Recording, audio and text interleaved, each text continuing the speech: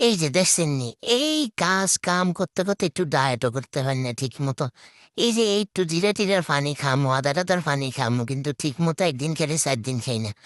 এই যে আজকে 2 দিন ধরে এইটা ভিজিয়ে রাখছি খামো, খাই না পরে ফালে দিছি। আজকে আবার নতুন করে ভিজিয়ে তারপরে এই যে লেবু টেবু দিয়ে করলাম। এদিক দিয়ে এটা করতে রেডি করতে গিয়ে এদিক দিয়ে ফেস ফিরে দিতেছি। দেখছেন, মানে একদিকে গেলে আরেকদিকে সব নষ্ট হয়ে দিতেছে। তারপরে দিয়ে দিলাম একটু শুকনো মরিচ, এটা দিয়ে একটু লাড়াচাড়া শুরু করে দিলাম। তারপরে না এই যে এক এক করে সব মশলাপাতি দিম।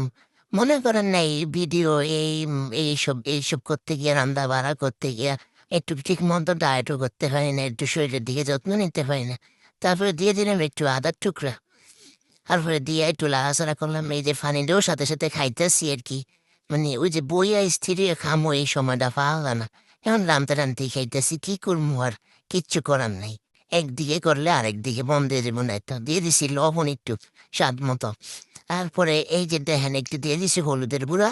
তারপরে আমার মনে হইতেছে হলুদের গুঁড়া কমা একটু দিলাম। তারপরে একটু লাড়াচাড়া শুরু করে দিলাম।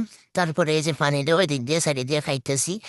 খাইতে খাইতে পানিটা প্রায় শেষ পর্যায়ে আর কি এখন। তারপরে একটু মশলাটা কষাইতে দিলাম। এবার দিয়ে দিলাম একটু টমেটো।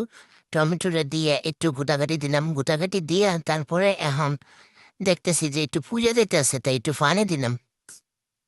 পানি দিয়ে আবার একটু লাড়াচাড়া শুরু করে দিলাম। তারপরে এই যে একটু সুন্দর মতো একটু মরিচের গুঁড়া দিয়ে দিলাম। মরিচের গুঁড়া একটু কমই দিছি। ফুচকা ফাচকি দিনে আবার খাইতে পারেন না জাল। তারপরে একটু জিরার গুঁড়া দিয়ে দিছি, একটু রঙালাচির গুঁড়া দিয়ে দিছি, গুঁড়া মশলা দিয়ে আর কি। তারপরে এই যে একটু কষতে দিলাম। একটু কষতে দিয়ে তারপরে আমি আবার এদিক দিয়ে ফাঁকি দিয়ে একটু অন্য একটু কাজ করলাম, বুঝছেন।